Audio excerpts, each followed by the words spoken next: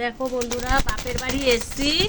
এই যে পাখির সামনে আমি ফোনটা ধরেছি, আর ও ছটফট ছটফট করে লাফাচ্ছে। ও কিন্তু খুব কথা বলে, আমি সেগুলো তোমাদের সব শোনাবো কি কথা বলে।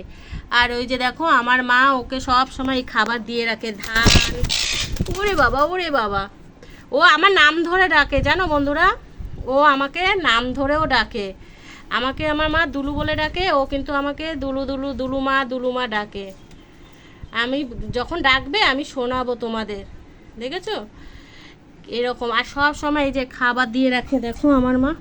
জল, এই যে এটাতে জল আছে। তারপরে আর বাবারে দেখাচ্ছি আমি, আমাকে চেনে না তো তাই এরকম করছে।